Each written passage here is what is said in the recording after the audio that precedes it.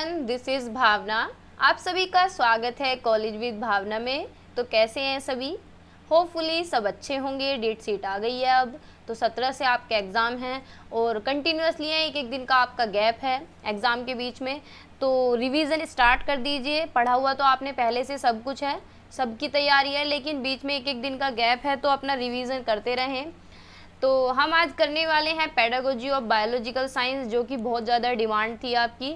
2 part इसके हम कर चुके हैं, यानी 2 मैराथन हम इसकी कर चुके हैं। एक थोड़ी सी बड़ी मैराथन है, एक छोटी क्लास है। बाकी आज करेंगे जितना हो पाएगा। 1 घंटे से ज़्यादा की क्लास हो ही जाएगी आज। तो बिल्कुल सेशन में एंड तक बने रहना है, क्योंकि मिक्स टॉपिक हैं। ऐसा नहीं है कि एक जैसे ही टॉपिक है, मिक्स टॉपिक रहेंगे। और अगर चैनल पे नए हैं तो सब्सक्राइब कर लें कॉलेज विद भावना को, क्योंकि बीएड की क्लासेस चली हुई हैं। और लेट्स क्रैक को भी सब्सक्राइब कर लें, क्योंकि जैसे ही बीएड की क्लासेस ख़त्म होती हैं, बीएड के एग्ज़ाम ख़त्म होते हैं, तुरंत हम सीटेट की क्लासेस स्टार्ट कर देंगे। इसकी भी बड़ी बड़ी मैराथन्स ले लेंगे, जिससे कि आपकी 20 से 25 दिन के अंदर सारी तैयारी हो जाए। ठीक है, क्योंकि अभी आप लोगों का फोकस बीएड पे है। फिर बीएड होते ही सीटेट जिन्होंने फॉर्म फिल किया हुआ है, वो अपनी सीटेट की तैयारी शुरू कर देना। 20-25 दिन अगर अच्छे से मेहनत कर लेंगे तो सीटेट भी हो जाएगा। बाकी इंस्टाग्राम पे फॉलो कर सकते हैं। अगर कुछ कहना हो, पूछना हो, तो भावना त्यागी ऑफिशियल सर्च कर लें, वहाँ कुछ भी आप मैसेज कर सकते हैं, जो भी आपकी क्वेरी हो। ठीक है, पीडीएफ के लिए टेलीग्राम ज्वाइन कर लें। जितना भी अब तक मैंने कराया है वो सारी पीडीएफ जो टेलीग्राम पे हैं, टेलीग्राम कॉलेज विद भावना के नाम से है, कॉलेज विद भावना के नाम से है। डिस्क्रिप्शन में लिंक मिल जाएगा, नहीं तो आप सर्च भी कर लेंगे तो भी मिल जाएगा। 1600 के आसपास वहाँ पे स्टूडेंट्स हमारे साथ जुड़ चुके हैं। तो आगे चलते हैं। हमने most important questions biological science के किए थे। आप लोगों को मैंने बताए थे कि पेपर से पहले ये क्वेश्चंस आप कर लें, तो उन क्वेश्चंस के ही सॉल्यूशन मैं आपको कराने वाली हूँ। और जो फर्स्ट यूनिट है, फर्स्ट यूनिट और सेकंड यूनिट, उसका सॉल्यूशन मैं करा चुकी हूँ फर्स्ट पार्ट में, जिसमें हमने बायोलॉजिकल साइंस क्या होता है, किसकी नेचर, मीनिंग, इम्पोर्टेंस और इसका इंटरडिसिप्लिनरी रिलेशन, ये सारी चीज़ें हम कर चुके हैं। और हमने ब्लूम टैक्सोनॉमी भी उसमें कर लिया है। आज हम करेंगे यूनिट 3 को कवर। जितना हो सकेगा उतना कवर करने की कोशिश करेंगे। ठीक है, तो स्टार्ट करते हैं। बेसिकली यूनिट 3 में जितने भी टॉपिक हैं, जितने भी टॉपिक पूछे गए हैं, वो सारे मैंने रखे हैं। तो स्टार्ट करते हैं यहाँ से। टीचिंग एड्स, टीचिंग एड्स का क्वेश्चन पूछा गया है। तो बेसिकली टीचिंग एड्स क्या होता है? शिक्षण सहायक सामग्री, देखो जो पढ़ाने में काम आती है। टीचिंग एड्स क्या हो सकते हैं? आपका chalk, duster, black board, white board, digital board, और आपका audio visual aids, audio aids, यानी जो भी आपके पढ़ाने में मटेरियल यूज होता है, उन्हें हम क्या बोलते हैं? टीचिंग एड्स बोलते हैं। ठीक है, यानी शिक्षण सहायक सामग्री बोलते हैं। तो पढ़ते हैं एक बार। Teaching aids are the tools, materials and resources used by educators, यानी टीचिंग एड्स क्या होते हैं? शिक्षण सहायक उपकरण वो हैं, वो मटेरियल्स, वो टूल्स, वो रिसोर्सेज, वो संसाधन जो किसके द्वारा यूज होते हैं? टीचर्स के द्वारा, एडुकेटर्स के द्वारा, जिससे कि टीचिंग लर्निंग का जो प्रोसेस है वो क्या हो सके? ईजी हो सके, फैसिलिटेट हो सके, सुगम हो सके। ठीक है, यानी पढ़ने और पढ़ाने का जो प्रोसेस है वो आसान हो सके। इसी वजह से तो टीचिंग एड्स हम यूज़ करते हैं। तो ये इसलिए डिज़ाइन किए जाते हैं, जिससे कि टीचिंग जो है वो इफ़ेक्टिव हो जाए, इंस्ट्रक्शनल प्रोसेस क्या है? एनहांस हो जाए, और जो बच्चों की समझ है वो भी बढ़े, बच्चों को इन्फॉर्मेशन लंबे समय तक याद रहे। अगर आपने ऑडियो विजुअल एड्स पढ़ा होगा या सुना होगा, जैसे कि आप वीडियोस देखते हैं, तो जब आप वीडियोस से देखते हैं तो आपको चीज़ें लंबे समय तक याद रहती हैं। अगर खुद पढ़ते हैं तो इतना ज़्यादा नहीं याद रहता, क्योंकि बहुत बार ऐसा होता है कि थ्योरी हम पढ़ रहे होते हैं, पूरी थ्योरी पढ़ने के बाद हमें लगता है कि हमने स्टार्टिंग कहाँ से की है। लेकिन वीडियोज़ अगर हम देखते हैं, क्योंकि उसमें हमारी सारी सेंसेस एक्टिव रहती हैं, सारी इंद्रियाँ हमारी एक्टिव रहती हैं, तो हम क्या है, इन्फॉर्मेशन को ज़्यादा लंबे समय तक क्या है, रिटेंशन कर पाते हैं। ठीक है, कंसेप्ट बच्चों के क्लियर होते हैं, और बच्चे ज़्यादा से ज़्यादा शामिल होते हैं, सब्जेक्ट मैटर को अच्छी तरीके से ग्रैब करते हैं, समझते हैं चीज़ों को, ज़्यादा से ज़्यादा एक्टिवली पार्टिसिपेट करते हैं। तो teaching aids can take many forms, यानी बहुत तरह की हो सकती हैं। जैसे कि ट्रेडिशनल मटेरियल, टेक्स्ट बुक जो हमारी, जैसे कि एनसीईआरटी है, तो हमारी बुक्स हो सकती हैं, चॉक बोर्ड हो सकता है। और ये अब किस में कन्वर्ट हो गया है? मॉडर्न टेक्नोलॉजीज़ में। यानी आज के टाइम में क्या है, थोड़ा सा इन चीज़ों को पीछे करके मॉडर्न टेक्नोलॉजी ज़्यादा आ गई हैं। जैसे स्कूल में पढ़ाया जाता है कंप्यूटर्स के थ्रू, प्रोजेक्टर्स के थ्रू, ऑडियो विजुअल एड्स के थ्रू पढ़ाया जाता है, व्हाइट बोर्ड के थ्रू पढ़ाया जाता है। और बहुत स्कूल में क्या है, ऑनलाइन क्लासेस भी चलने लगी है, जैसे कि बायजूस है, तो उसमें ऑनलाइन क्लासेस दी जाती हैं। तो टीचिंग एड्स क्या है? मॉडर्न टेक्नोलॉजीज आ गई हैं अब। ठीक है। तो टीचिंग एड्स क्या है, जितने भी टूल्स, मटेरियल, रिसोर्सेज क्लास के अंदर यूज होते हैं टीचिंग को इफेक्टिव बनाने के लिए, बच्चों को समझाने के लिए, जिससे बच्चे को ज़्यादा अच्छे से समझ आए और वो इन्फॉर्मेशन ज़्यादा लंबे समय तक अपने दिमाग में रख पाए। ठीक है, आगे चलते हैं। अब कुछ डेफिनेशन देख लेते हैं। कोठारी कमीशन ने डेफिनेशन दी है, the supply of teaching aids to every school is essential for the improvement of the quality of teaching, it would be indeed doing about an educational revolution in the country. यानी जो teaching ads हैं, जो शिक्षण सहायक सामग्री हैं, वो हर school में ज़रूरी है उनकी सप्लाई। क्यों? जिससे कि जो टीचिंग की क्वालिटी है, जो पढ़ाने की गुणवत्ता है, वो कैसी हो सके, इम्प्रूव हो सके, सुधर सके, अच्छी हो सके। और ये क्या है, एजुकेशन में क्रांति का काम करेगा। जब एजुकेशन हमारी सुधर जाएगी तो हमारा फ्यूचर कितना अच्छा होगा, हमारी कंट्री का फ्यूचर कितना अच्छा होगा, है ना। फ्रोएबल ने एक डेफिनेशन दी है, our lesson ought to start from the concrete and end in the abstract. यानी हमारा जो टॉपिक होता है, हमारा जो सब्जेक्ट होता है, हमारा जो कंटेंट होता है, जब हम बच्चे को पढ़ाते हैं तो हम उसे कैसे पढ़ाते हैं, कॉन्क्रीट फॉर्म में पढ़ाते हैं। कॉन्क्रीट क्या होता है, जिससे बच्चा डायरेक्ट एक्सपीरियंस ले सके, यानी अपनी आंखों से देख के पढ़ सके। जैसे कि जब हम बच्चे को पढ़ा रहे होते हैं स्टार्टिंग में, तो हम उसे जब शेप सिखाते हैं मैथ में कि भाई ये ट्रायंगल होता है, ये रेक्टेंगल होता है, ये स्क्वायर होता है, तो हम क्या है, उसे शेप दिखाते हैं कि जो तुम्हारा ज्योमेट्री बॉक्स है ये रेक्टेंगल की शेप में है, ट्रायंगल की शेप दिखा देंगे। तो जब हम चीज़ें उसे दिखा रहे हैं तो बच्चा क्या ले रहा है, कॉन्क्रीट एक्सपीरियंस ले रहा है, यानी ठोस चीज़ों को क्या है, टच एंड फील कर सकता है। फिर धीरे धीरे जैसे बच्चा बड़ा होता है तो वो किसकी तरफ जाता है, एब्स्ट्रैक्ट की तरफ जाता है। ठीक है, तो फ्रोएबल ने ये डेफिनेशन दी है कि हमारा पार्ट ठोस से शुरू होकर, या फिर मूर्त भी आ सकता है, यहाँ पे मूर्त से शुरू होकर अमूर्त में समाप्त होता है। ठीक है, होना चाहिए, क्योंकि बच्चा जैसे जैसे बड़ा होता है फिर वो फॉर्मूलेज भी लगाने लगता है, क्वेश्चंस करने लग जाता है। आगे चलते हैं, फंक्शंस ऑफ टीचिंग एड्स, यानी शिक्षण सहायक सामग्री के कार्य क्या हैं। तो it provides inspiration and curiosity among the students about the subject. यानी बच्चों के अंदर जो है एक तरीके से मोटिवेशन आता है, प्रेरणा आती है, और बच्चे क्या हैं, जागरूक रहते हैं, बच्चे क्या हैं, क्यूरियस रहते हैं, बच्चे क्या हैं, जिज्ञासु रहते हैं सीखने के लिए। ठीक है भाई, जब तरह तरह की टीचिंग एड्स क्लास में यूज़ होंगे, जैसे कि हम बच्चे को खेल खेल में सिखा रहे हैं कुछ भी, तो बच्चा क्या है, जिज्ञासु रहेगा सीखने के लिए कि चलो सीखते हैं, मज़ा आता है। या फिर जैसे हम ही लोग हैं, हम लोग जब कंप्यूटर लैब में जाते थे तो हम कितने क्यूरियस रहते थे सीखने के लिए। बेशक कंप्यूटर चलाना आसान नहीं है, लेकिन उस टाइम पर हम क्या है, हमें बहुत खुशी होती थी, क्यूरियस रहते थे कि सीखेंगे नई नई चीज़, ड्राइंग सीखेंगे, पेंटिंग सीखेंगे। तो जो टीचिंग एड्स है, जब टीचिंग एड्स क्लास में यूज़ करते हैं या सब्जेक्ट को पढ़ाते बार यूज़ करते हैं, तो बच्चे क्या है, क्यूरियस रहते हैं, जिज्ञासु रहते हैं।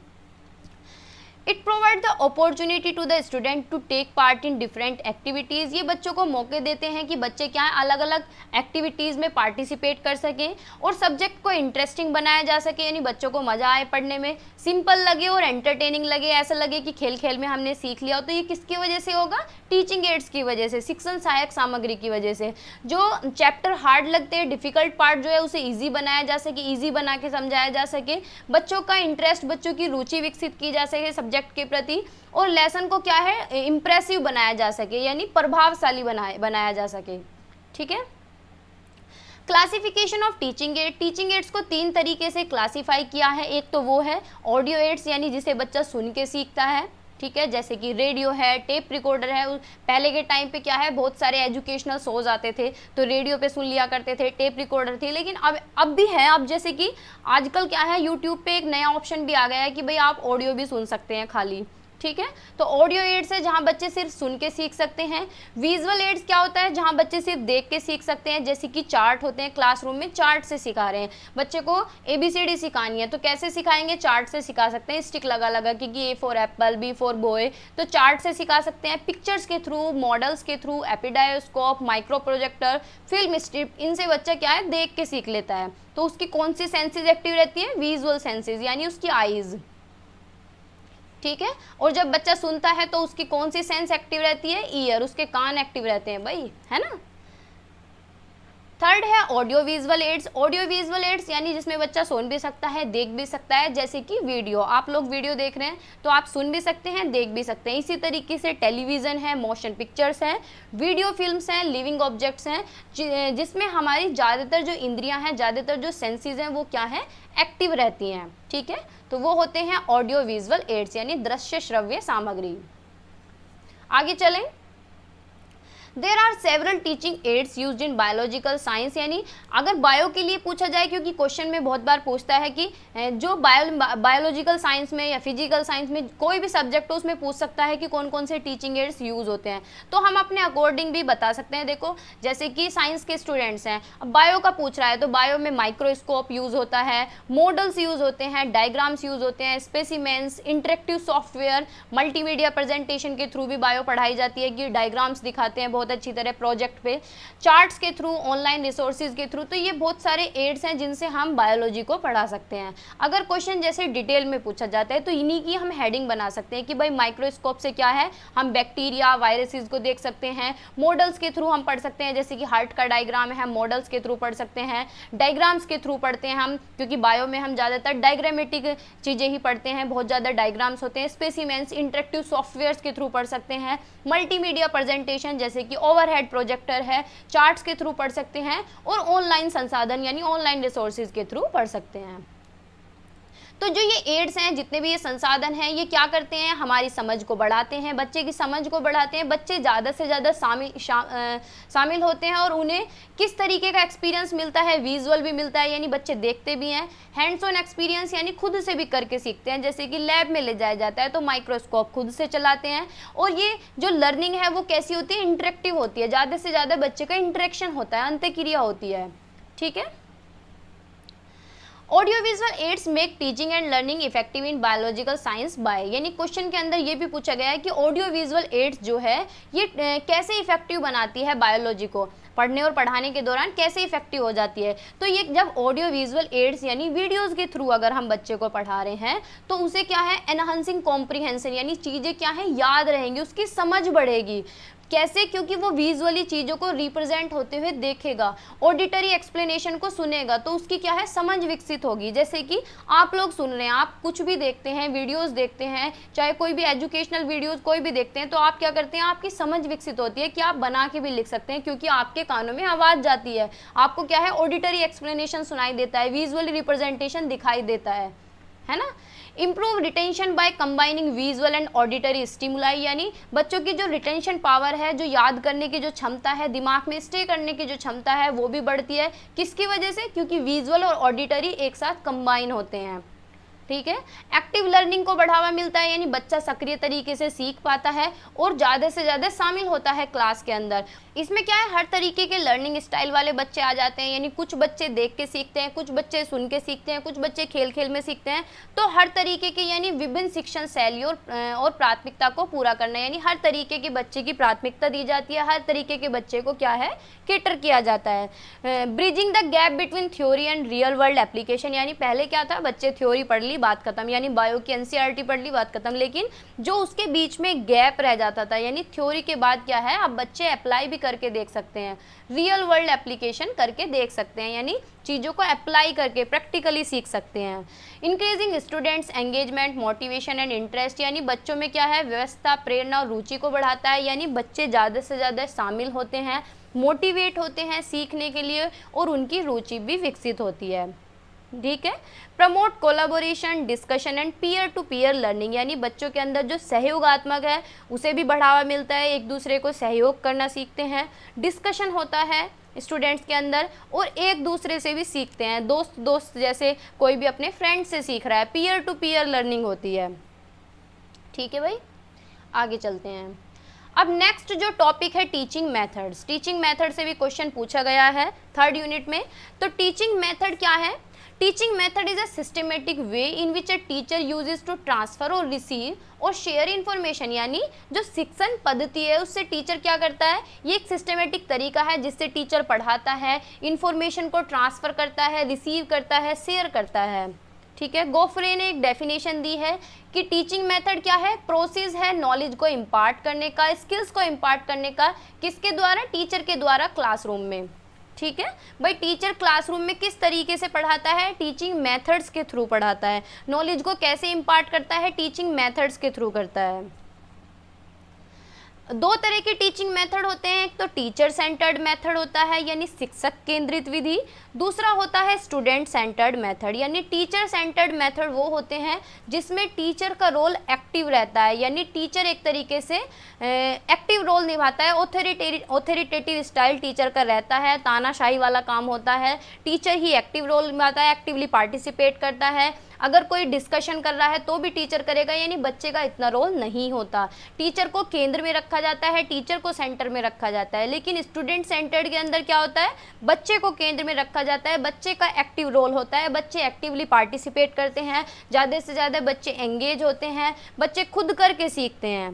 ठीक है, तो पढ़ते हैं कुछ मेथड आगे। पहले एक बार देख लेते हैं टीचिंग टेक्निक्स क्या होती है, शिक्षक तकनीकी क्या होती है। तो teaching techniques are the unique ways of carrying out a particular task, यानी शिक्षण तकनीक क्या है, शिक्षण और अधिगम की प्रक्रिया में किसी विशेष कार्य को करने का अनूठा तरीका है। यानी जैसे कि दो टीचर पढ़ा रहे हैं, ठीक है, सेम कंटेंट पढ़ा रहे हैं, सेम सामग्री है उनके पास, लेकिन उनकी क्या है, टेक्निक अलग है, उनकी तकनीक अलग है पढ़ाने की, कोई किसी तरीके से पढ़ाता है, कोई किसी तरीके से पढ़ाता है, तो ये होता है teaching technique. In the teaching and learning process, thus the individual's teacher unique way of applying a strategy, यानी जो स्ट्रेटेजी है, जो मेथड्स हैं, सबके अप्लाई करने के तरीके अलग अलग हैं। अब जैसे कि बहुत से टीचर क्या है, लेक्चर मेथड के थ्रू ही पढ़ा रहे हैं। आपने अपने कॉलेज में देखे होंगे बीएड के जो टीचर हैं, अगर 4 टीचर हैं, 6 टीचर हैं, तो 6 के 6 का तरीका क्या है, अलग है। बेशक सेम बोर्ड हो, सेम चौक हो, सेम क्लासरूम हो, लेकिन तरीका सबका क्या है, अलग है। तो ये क्या होता है, शिक्षण तकनीकी होती है, यानी टीचिंग टेक्निक्स होती है। For instance, 2 teachers may decide to use small group discussion as their means of delivering a lesson, but each may have a unique way of conducting the process of the discussion. Same बात है कि 2 teacher को एक छोटा सा group दिया जाता है अगर कोई भी चैप्टर पढ़ाने के लिए, तो दोनों का जो तरीका है वो एक दूसरे से बिल्कुल अलग होता है, चाहे वो डिस्कशन के थ्रू ही क्यों ना पढ़ा रहे हो। ठीक है, तो यही इसके अंदर लिखा हुआ है। तो उनकी यानी टीचिंग टेक्निक्स उनकी अलग होती हैं, उनको जो कंटेंट डिलीवर करने का तरीका है वो अलग होता है, पढ़ाने का तरीका अलग होता है, वॉइस उनकी अलग होती है, किसी की वॉइस बहुत ज़्यादा तेज़ होती है, किसी की बहुत लो होती है। बहुत से टीचर्स आपने देखे होंगे जिनकी आवाज़ क्लास में पीछे तक भी नहीं जाती है। तो सबकी टीचिंग टेक्निक्स अलग होती हैं पढ़ाने की। अब टीचिंग मेथड्स कौन कौन से हैं, तो lecture method of biological teaching science, यानी लेक्चर मेथड क्या होता है, देखो lecture method is commonly use for teaching. Lecture method यानी क्लास में टीचर आए, आके पढ़ा के चले गए, 1 घंटे का लेक्चर दिया और चले गए, तो वो हमारा लेक्चर मेथड ही है। अब उसके अंदर पॉइंट हमें निकालने हैं। तो lecture method is commonly use teaching approach in biological science where the instructor present information to students in a structured manner, यानी टीचर क्या है, इन्फॉर्मेशन को प्रेजेंट करता है एक तरीके से बच्चों के सामने। इसका जो प्राइमरी गोल होता है लेक्चर का, यानी भाषण देने का, व्याख्यान विधि का जो प्राइमरी गोल होता है वो होता है to provide student with a comprehensive overview of the subject matter, की सब्जेक्ट मैटर का एक ओवरव्यू दे दें कि भाई ये चैप्टर है तुम्हारा, इस टॉपिक पे चलो मैं तुम्हें पढ़ाता हूँ। This method is useful for presenting theoretical concept, लेकिन ये मेथड किसके लिए उपयोगी है, जो हम थ्योरी पढ़ाते हैं, जो हम व्याख्यान करते हैं, जो हम सिद्धांत पढ़ाते हैं बच्चों को, जो हम लॉज पढ़ाते हैं, कानून पढ़ाते हैं। It is also useful for introducing new topics and providing an overview of a subject, यानी ये और किसके लिए उपयोगी है, कोई भी नया टॉपिक स्टार्ट करना हो तो भी लेक्चर मेथड से करेंगे, और सब्जेक्ट का ओवरव्यू देना हो अगर। ठीक है, अब इसके गुण क्या हैं, इसकी कुछ विशेषता हैं, यानी इसके अंदर गुण क्या है कि ये भाई बहुत ज़्यादा कन्वीनियंट और इंटरेस्टिंग है, यानी सुविधाजनक है और रोचक है। कैसे सुविधाजनक है, आपने जैसे बहुत से लोग केडी कैंपस में पढ़े होंगे या फिर कहीं भी आपने कोचिंग वगैरह की हो, तो वहाँ आपको क्या दिया जाता है, लेक्चर मेथड दिया जाता है। 500 बच्चे भी हों तो अकेला टीचर उन 500 बच्चों को मैनेज कर सकता है, तो इसके लिए ये बहुत बढ़िया है। When the number of students in a class is very large, यानी क्लास बहुत ज़्यादा बड़ी हो, बहुत ज़्यादा बच्चे हों, तो ये मेथड बहुत ही ज़्यादा उस टाइम पे कामयाब है। Teachers voice is heard clearly even in the farthest corner of the classroom, अगर टीचर की आवाज़ ठीक है ना, तो वो 500 बच्चे हो ना, उसमें भी अच्छी तरीके से पढ़ा देगा। ठीक है, तो उसके लिए बहुत अच्छा मेथड है। All the students are provided with an equal opportunity to listen and learn, और सारे बच्चे बैठे हैं तो भाई सबको बराबर ही मौका मिलेगा, सब तक आवाज़ बराबर ही जाएगी अगर टीचर की आवाज़ तेज है तो। आगे चलते हैं। This method is convenient for the teacher because he does not have to give individual help, यानी ये मेथड जो है टीचर के लिए अच्छा है। क्यों है? क्योंकि टीचर को अलग अलग बच्चे को हेल्प नहीं देनी पड़ेगी, इंडिविजुअल हेल्प नहीं देनी पड़ेगी कि हर बच्चे को क्लास में उसकी सीट पे जा के समझा रहे हैं। तो इसीलिए इस मेथड को हम टीचर सेंटर्ड में गिनते हैं। किसमें? टीचर सेंटर्ड में, क्योंकि भाई टीचर की ही इसमें चलती है, टीचर अलग अलग जाके बच्चों को नहीं पढ़ाता। ये इकोनॉमिकल है, it does not need practical demonstration and any equipment, यानी एक तरीके से मितव्यय, ये इसमें ज़्यादा खर्चा नहीं होता, ना तो इसमें कोई प्रैक्टिकल होता है, ना बच्चों को प्रदर्शन करके दिखाना होता है, और ना ही किसी इक्विपमेंट उपकरण की ज़रूरत पड़ती है, क्योंकि टीचर आया लेक्चर दे के चला गया, तो पैसे तो लगने नहीं है किसी भी तरीके के। By this method big or large topics can be covered in very short time, यानी इस मेथड के द्वारा कितना भी बड़ा टॉपिक क्यों ना हो बहुत ही कम समय में पूरा हो जाता है। It can accompany many other methods, यह कई अन्य विधियों के साथ भी हो सकता है। जैसे कि आपने देखा होगा कि एक क्वेश्चन पूछा गया था लेक्चर कम डेमोन्स्ट्रेशन मेथड, जो मैंने सेकंड पार्ट में कराया था आपको, तो वहाँ पे क्या है, डेमोन्स्ट्रेशन मेथड को लेक्चर मेथड के साथ जोड़ दिया गया, यानी प्रदर्शन विधि को व्याख्यान विधि के साथ जोड़ दिया गया। More information may be given in a short time, कम समय में ज़्यादा इन्फॉर्मेशन बच्चे को दी जा सकती है, ज़्यादा सूचना दी जा सकती है। It can establish logical sequence of the subject as the lesson is already pre plan, यानी ये क्या है, नए विषयों या ज्ञान को शुरू करने और पुराने विषयों को ज्ञान को जल्दी से दोहराने में उपयोगी है। सॉरी, ये वाला पॉइंट है, ये विषय का तार्किक अनुक्रम स्थापित कर सकता है क्योंकि पाठ पहले से ही नियोजित है, यानी लॉजिकल तरीके से हम बच्चों को पढ़ा सकते हैं, क्योंकि हम जब क्लास में जाते हैं तो पाठ क्या है, पहले से ही प्री प्लान रहता है। ठीक है। नेक्स्ट पॉइंट है, ये नए विषय को ज्ञान को शुरू करने और पुराने विषय या ज्ञान को जल्दी से दोहराने में उपयोगी है, यानी बच्चे की पुरानी जो नॉलेज है उससे जोड़ के हम आगे बच्चे को पढ़ा सकते हैं जल्दी से। It is useful in giving knowledge of the new topics and in explaining them, यानी यह नए विषयों का ज्ञान दे रहे और उन्हें समझाने में उपयोगी है। कोई भी नया सब्जेक्ट स्टार्ट करना हो तो लेक्चर दो, स्टार्ट कर दो, एक्सप्लेन कर दो।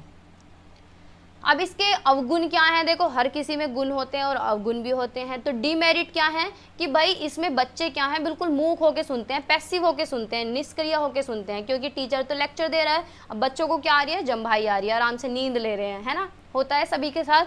तो ये क्या है, टीचर सेंटर्ड मेथड है। जब क्लास में टीचर बीएड वाले स्टूडेंट्स को पढ़ाते हैं तो यही होता है कि टीचर आएंगे, डाइस बोर्ड पे अपनी बुक रखेंगे और एक तरीके से पार्ट से पढ़ते चले जाएंगे और बच्चे क्या है, जम्बाई लेते हैं आराम से। It is a teacher centred method, ये क्या है, टीचर यानी शिक्षक केंद्रित विधि है। It does not develop the scientific attitude in the student, भाई जब टीचर आया पढ़ा के चला गया तो बच्चों की कोई थिंकिंग इसमें डेवलप नहीं हुई, ना उन्हें सोचना पड़ा, बस क्या किया उन्होंने, आराम से उन्होंने सुना, उन्होंने क्या की, लिसनिंग की। तो लिसनिंग करके उनकी कोई स्किल डेवलप नहीं हुई, तो इसमें बच्चों का साइंटिफिक एटीट्यूड यानी वैज्ञानिक दृष्टिकोण भी विकसित नहीं हुआ।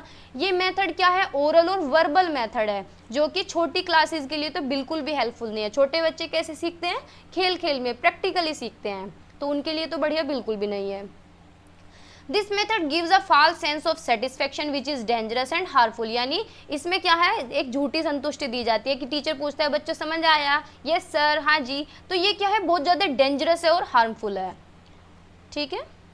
This method ignores basic principle of learning by doing, यानी जो ये वाला प्रिंसिपल है ना लर्निंग बाय डूइंग का, यानी बच्चे इसमें करके नहीं सीखते, सिर्फ टीचर क्या है इसमें इस मेथड को, इस प्रिंसिपल को क्या किया जाता है, इग्नोर किया जाता है, अनदेखा करा जाता है। ये मेथड का मतलब क्या होता है कि बच्चे खुद करके सीखें। इस मेथड में एक्सपेरिमेंटेशन को टोटली नेग्लेक्ट किया जाता है, यानी किसी भी तरीके का कोई प्रयोग नहीं होता, एक्सपेरिमेंट नहीं होता, ना बच्चों को मौका मिलता है कि वो कुछ खोजबीन करें या कोई तथ्य खोजें अपने आप से। Homework is likely to be very heavy, बस होमवर्क भर भर के दे दिया जाता है कि ये क्वेश्चन आंसर करके लेके आना, तुम्हें नकल करके लेके आनी है।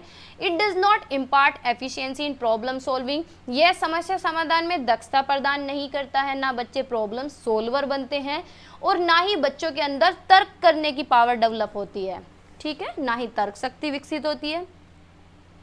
तो ये था लेक्चर मेथड। अब पढ़ते हैं प्रॉब्लम सॉल्विंग मेथड। देखो क्वेश्चन किस तरीके से पूछता है कि कोई भी एक मेथड बताओ बायोलॉजी पढ़ाने के लिए, तो बायोलॉजी पढ़ाने के लिए लेक्चर मेथड तो होगा नहीं, हम कौन सा मेथड यूज़ कर सकते हैं, प्रॉब्लम सॉल्विंग कर सकते हैं, लेकिन आगे वाला और भी अच्छा है, ह्यूरिस्टिक मेथड हम बायो में यूज़ कर सकते हैं, खोजबीन विधि जिसमें बच्चा कर सकता है, खोज कर सकता है, डिस्कवरी मेथड हम यूज़ कर सकते हैं, लेबोरेटरी मेथड हम यूज़ कर सकते हैं। ठीक है।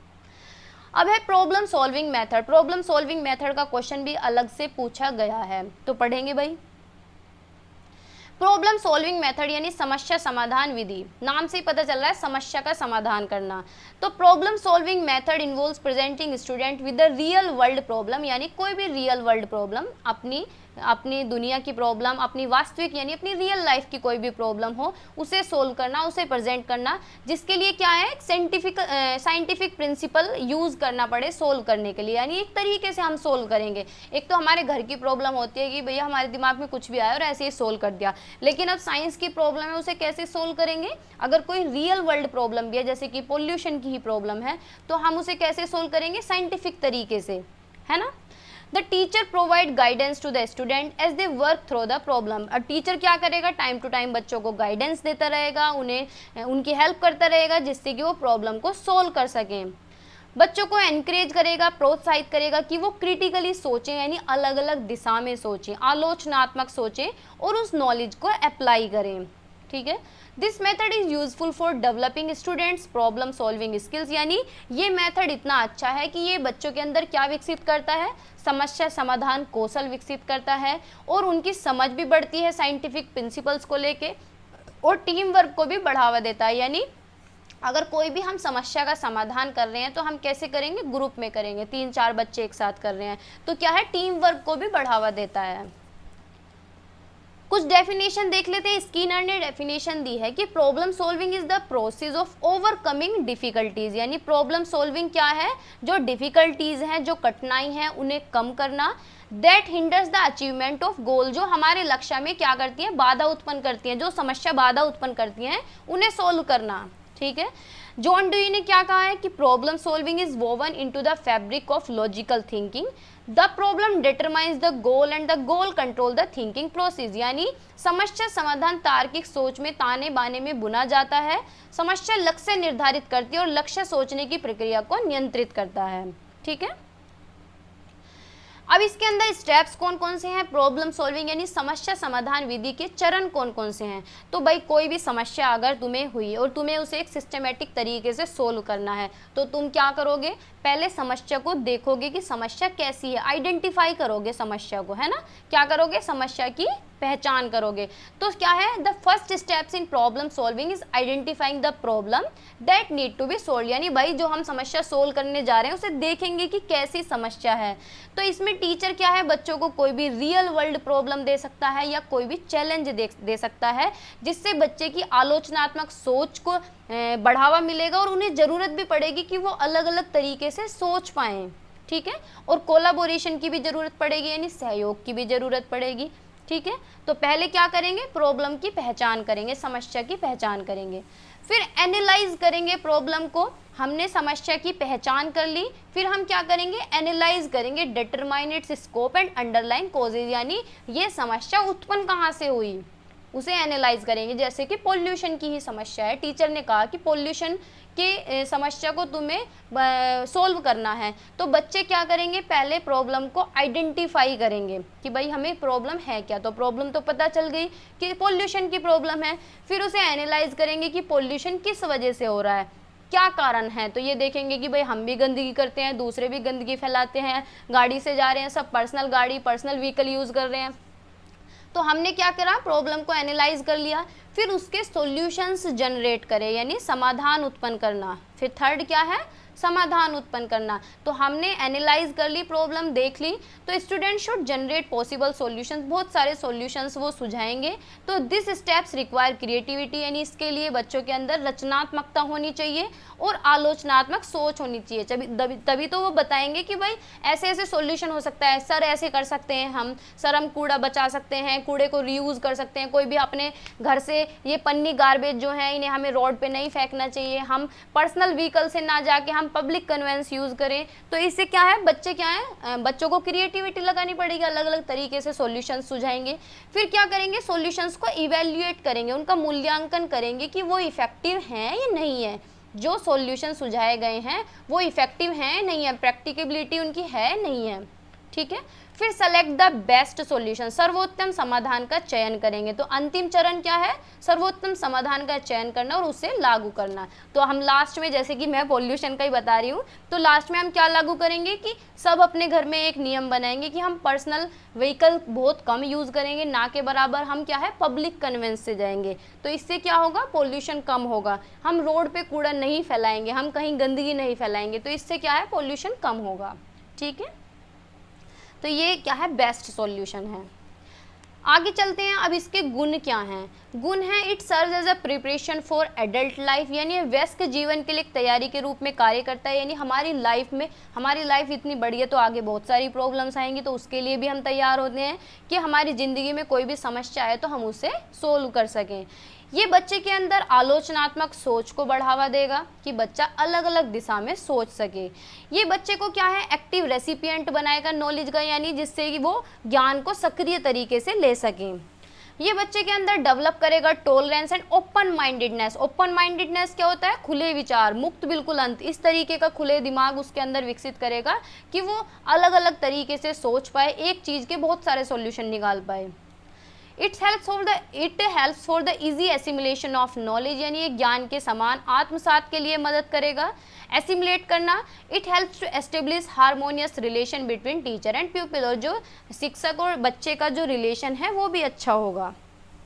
ठीक है, डीमेरिट्स क्या है, अवगुण क्या है इसके, तो ये मेथड क्या है बहुत ज़्यादा मोनोटोनस हो सकता है, यानी बोरिंग हो सकता है अगर हम इसे एकदम से यूज़ कर रहे हैं तो, क्योंकि भाई हर जगह तो ये नहीं चलेगा, रोज़ रोज़ थोड़ी ना कोई प्रॉब्लम दी जाएगी। The problem solving method can easily lead to the selection of trivial and ultimately topics, यानी समस्या समाधान विधि से तुच्छ और असामयिक विषयों का चयन आसानी से हो सकता है। कोई भी सिंपल सा टॉपिक ले लिया, ये अप्रोप्रिएट है कॉग्निटिव कॉम्पिटेंसीज के लिए, यानी बच्चे का दिमाग तो डेवलप हो जाएगा लेकिन उसके अफेक्टिव चेंजेस नहीं होंगे उसके अंदर। अफेक्टिव क्या होते हैं, उसका हंसना, दुखी होना, ये सारे इमोशंस उसके अंदर डेवलप नहीं होंगे। यानी इमोशंस जो हमारे होते हैं, दुखी होना, खुशी होना, ठीक है, खुश होना, गुस्सा होना, तो ये क्या है, इनके अंदर कोई भी चेंजेस नहीं आएगा। सिर्फ बच्चे का क्या है, दिमाग पे ध्यान दिया जाएगा कि उसकी क्रिटिकल थिंकिंग बढ़ जाए, उसकी डाइवर्जेंट थिंकिंग बढ़ जाए, उसकी प्रॉब्लम सॉल्विंग स्किल उसकी डेवलप हो जाए, कोलैबोरेटिव स्किल उसके अंदर डेवलप हो जाए, तो उसकी क्या है कॉग्निटिव कॉम्पिटेंसीज को बढ़ावा मिलेगा, यानी संज्ञानात्मक दक्षताओं का विकास होगा। ठीक है, भावनात्मक में कोई परिवर्तन नहीं आएगा। अब नेक्स्ट टॉपिक है मीनिंग ऑफ प्रोजेक्ट मेथड। तो जैसे कि बायोलॉजी में पूछा जाए कि बच्चों को बायो पढ़ाने के लिए कौन सा मेथड यूज़ कर सकते हैं, तो हम प्रॉब्लम सॉल्विंग भी लिख सकते हैं, आप पेपर में प्रॉब्लम सॉल्विंग भी लिख सकते हैं, कोई भी एक मेथड लिख सकते हैं जिसको आप अच्छे से समझते हैं, या फिर प्रोजेक्ट मेथड के बारे में भी लिख सकते हैं। ठीक है, project method is based on the ideas of great American educationist mister John dewy, यानी जो ये प्रोजेक्ट मेथड का जो आइडिया था, यानी ये प्रोपाउंडर जो थे वो जॉन ड्यूई थे। ठीक है, लेकिन ये मेथड जो है पॉपुलराइज्ड किसने किया, किलपैट्रिक ने किया। तो बहुत बार पूछा जाता है कि प्रोजेक्ट मेथड किसने दिया है, तो हम किलपैट्रिक को ही मानते हैं। अगर प्रोपाउंडर पूछे तो जॉन ड्यूई होंगे। ठीक है भाई, 20वीं शताब्दी में इन्होंने इसे पॉपुलर किया था। The philosophy lays emphasis on the practical or utilitarian value by saying that the things or ideas which have some special practical value or are useful to the learners in one or the other ways must only be taught to the learners। यानी ये जो philosophy है, ये जो दर्शन है, ये किस पे बढ़ावा देता है, किस पे फोकस करता है, प्रैक्टिकल वैल्यूज़ यानी जो हम अपनी लाइफ में यूज़ करते हैं। ठीक है, अब जैसे कि प्रोजेक्ट ही है, हम किस चीज़ पे प्रोजेक्ट बनाएंगे, रियल लाइफ की कोई भी प्रॉब्लम हो सकती है उस पर प्रोजेक्ट बना सकते हैं, है ना, जो हमारी लाइफ में यूज़ हो रही है। Consequently, the process of education must be centered around some useful और purposeful activity named as project। यानी कोई भी purposeful activity हम ले सकते हैं जिसे हम प्रोजेक्ट का नाम देते हैं। ये तो एक तरीके से इसका इंट्रोडक्शन हुआ। इंट्रोडक्शन में सिर्फ आप ये भी लिख सकते हैं कि भाई ये किसने दिया है, कौन इसके प्रोपाउंडर थे, तो प्रोपाउंडर कौन थे, जॉन ड्यूई थे। ठीक है, और किसने दिया है, ये पॉपुलराइज्ड किसने किया, किलपैट्रिक ने।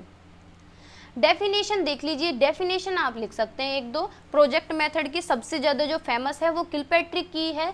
वैसे स्टीवेंसन ने एक डेफिनेशन दी है कि a project is a problematic act carried to completion in its natural setting. यानी प्रोजेक्ट क्या होती है, कोई भी प्रॉब्लमेटिक कंडीशन हो उसे हम क्या है नेचुरल सेटिंग में यानी नेचुरल तरीके से सोल्व करें किसी भी प्रॉब्लम को।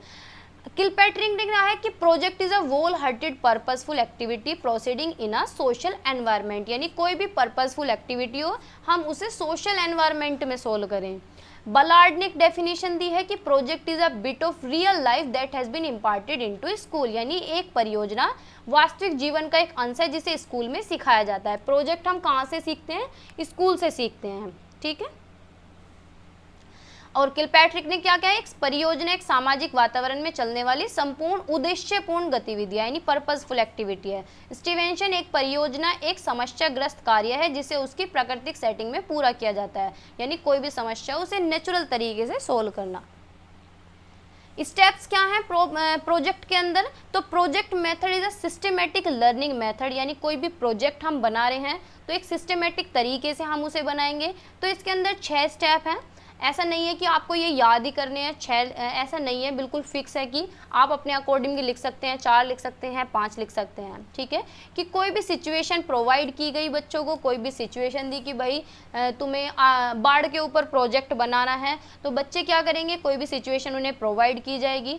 Choosing and proposing of the project यानी प्रोजेक्ट को चूज करेंगे कि किस तरीके से वो काम करना है। पूरी प्लानिंग करेंगे उस प्रोजेक्ट की, भाई एक ग्रुप बना दिया गया, वो सारी प्लानिंग करेंगे कि इतने दिन हमें इसमें लगेंगे, इतना टाइम लगेगा, यहाँ हमें जाना पड़ेगा। इसकी इन्फॉर्मेशन हम कहाँ से इकट्ठी करेंगे, अच्छा इंटरनेट से भी कर सकते हैं और गांव में शहरों में जा के भी कर सकते हैं। तो पूरी प्लानिंग करेंगे प्रोजेक्ट की, फिर उसे क्या करेंगे, इम्प्लीमेंट करेंगे यानी उसका क्या करेंगे, क्रियान्वयन करेंगे यानी एग्जीक्यूट करेंगे उसे, ठीक है। यानी जो प्लानिंग की थी वो एग्जीक्यूट कर दी। फिर उसके बाद उसका मूल्यांकन करेंगे यानी उसे जज करेंगे, देखेंगे कि भाई जो हमने इम्प्लीमेंट किया है ये सही है या नहीं है, कि भाई हमने जो है डेटा इंटरनेट से उठाया या इधर उधर से उठाया ये ठीक है नहीं है। अगर ये पता चल जाता है कि ये सही है फिर उसकी रिकॉर्डिंग करेंगे यानी पब्लिश कर देंगे, टीचर को दिखा देंगे, जिसको भी दिखाना है उसे दिखा देंगे, ठीक है। तो ये स्टेप है प्रोजेक्ट मेथड के अंदर। भाई कोई भी प्रोजेक्ट आप बनाते हैं तो आपको एक सिचुएशन दी जाती है, फिर आप चीज़ें चूज करते हैं कि हमारा पर्पस क्या होने वाला है, उद्देश्य क्या होने वाला है और क्या क्या चीज़ें हमें करनी है। फिर उसकी पूरी प्लानिंग करेंगे, फिर प्लानिंग जो की है उस प्लानिंग को अपना रास्ता दिखाएंगे यानी एग्जीक्यूट करेंगे। फिर एग्जीक्यूट करने के बाद इवेल्युएट करेंगे कि जो हमने काम किया है वो सही है या नहीं। जब हम इवेल्युएट कर लेते हैं तो फिर हम क्या है रिकॉर्डिंग करेंगे या उसकी फाइंडिंग्स टीचर को दिखा देंगे, ठीक है। तो ये स्टेप हैं। अब फीचर्स क्या हैं, परियोजना विधि की विशेषताएं क्या हैं, तो प्रैक्टिकेबिलिटी ऑफ नॉलेज यानी ज्ञान की व्यवहारिकता। तो इस विधि में बच्चा जो भी ज्ञान अर्जित करता है वह कैसा होता है, व्यवहारिक होता है यानी प्रैक्टिकल होता है, उसकी रियल लाइफ से जुड़ा हुआ होता है और उसके जीवन में उसका उपयोग किया जा सकता है। इसलिए इस विधि से ज्ञान प्राप्त करना लाभकारी एवं उचित होता है, ठीक है। साइकोलॉजिकल मेथड है क्योंकि इसमें क्या है, the planning system of teaching is a psychological method in itself. Under this system children are made to work according to their. इस मेथड में क्या है भाई, ये साइकोलॉजिकल है यानी बच्चों के अकॉर्डिंग है, जैसे बच्चों का मन करता है उसी तरीके से काम किया जाता है। अब जैसे कि कोई प्रोजेक्ट बनाने के लिए दिया तो इसमें क्या है, बच्चे अपने इंटरेस्ट के अकॉर्डिंग काम करेंगे, अपनी योग्यता के अकॉर्डिंग काम करेंगे, है ना, कि बच्चों की योग्यता क्या है। हेल्पफुल इन मेंटल डेवलपमेंट यानी जब हम बच्चों को प्रोजेक्ट बनाने के लिए देंगे तो उनके क्या है, दिमाग का भी विकास होगा यानी उनका मेंटल डेवलपमेंट भी होगा, है ना। भाई हम चलो आपको ही दे रहे हैं, मुझे ही कोई काम दे रहा है या कोई रिसर्च का काम दे रहा है तो मैं उसमें कितना दिमाग लगाऊंगी कि भाई यहाँ से कर सकते हैं, ऐसे कर सकते हैं, 10 तरीके सुझाऊंगी तो क्या होगा, दिमाग का विकास भी होगा। तो the whole process of this method goes in such a way that every child gets equal opportunity to think reason and decide from beginning to end. यानी इस पूरे प्रोसेस में बच्चे को मौके दिए जाते हैं कि वो सोचे, लॉजिक लगाए, तर्क लगाए और शुरुआत से लेके आखिर तक क्या है डिसाइड करे सारी चीज़ें। This leads to the full development of various mental powers यानी उसके दिमाग की जितनी भी शक्तियाँ हैं वो उनका सभी का विकास होता है इस पूरे प्रोसेस में। इक्वल अपॉर्चुनिटी फॉर डेवलपमेंट यानी विकास के लिए समान अवसर मिलते हैं सभी को। तो इस शिक्षा प्रणाली के अंतर्गत सभी बच्चों को समान रूप से कार्य करने का अवसर उपलब्ध होता है। भाई सब बच्चों को मौका दिया जाता है। इसमें चाहे बच्चा तीव्र बुद्धि का हो या फिर मंद बुद्धि हो, यानी इंटेलिजेंट हो, चाहे डल हो और चाहे नॉर्मल बच्चा हो, हर बच्चे का विकास समान रूप से होता है। ठीक है। सेल्फ डेवलपमेंट टेक प्लेस यानी आत्म विकास होता है। तो इस मेथड में क्या है, बच्चे को मौका दिया जाता है कि वो क्या करे, लर्निंग बाय डूइंग करे, यानी करके सीखे। करके सीखे यानी अपने हाथों से करे। जैसे कि कोई प्रोजेक्ट दिया है तो बच्चा क्या करेगा, उसमें टोटली इन्वॉल्व हो जाएगा। भाई घर घर जा रहा है, कहीं भी जा रहा है, तो लर्निंग बाय डूइंग यानी अपने हाथों से करके देख रहा है, प्रैक्टिकली एक्सपीरियंस ले रहा है। तो इसमें बच्चे का क्या है, सेल्फ कॉन्फिडेंस भी डेवलप होगा, यानी आत्मविश्वास भी विकसित होगा, आत्मनिर्भरता भी आएगी और सक्रियता यानी एक्टिव भी होकर काम करेगा वो। नेक्स्ट है नेचुरलनेस ऑफ करिकुलम सब्जेक्ट यानी पाठ्यचर्या के विषय को स्वाभाविकता। तो childrens are made to know about the subject in a natural condition, और बच्चों को ये भी पता चलेगा कि अच्छा ये टॉपिक तो साइंस के अंदर था, हम इसे नेचुरल कंडीशन में कैसे यूज कर सकते हैं। तो ये चीज़ भी बच्चों को जानने के लिए मिलेगी। डेवलपमेंट ऑफ सोशल स्पिरिट यानी बच्चों के अंदर क्या है, सामाजिक भावना का भी विकास होगा। तो under the present education system all the children have to work together, this develop cooperation. जब बच्चे एक साथ काम करेंगे तो उनके अंदर क्या डेवलप होगा, कोऑपरेशन यानी सहयोगात्मक, एक दूसरे के साथ भाईचारे की भावना आएगी उनके अंदर, एक दूसरे को कोऑपरेट करेंगे और उनके अंदर सोशल फीलिंग आएगी। ठीक है, यानी सामाजिक भावना उत्पन्न होगी और सेंस ऑफ सिटीजनशिप आएगा। ठीक है, नागरिकता की भावना कि भाई अच्छा ये तो हमारे भाई जैसा ही है, हमारी बहन जैसा ही है। डेवलपमेंट ऑफ कैरेक्टर, बच्चे के चरित्र का भी विकास होगा।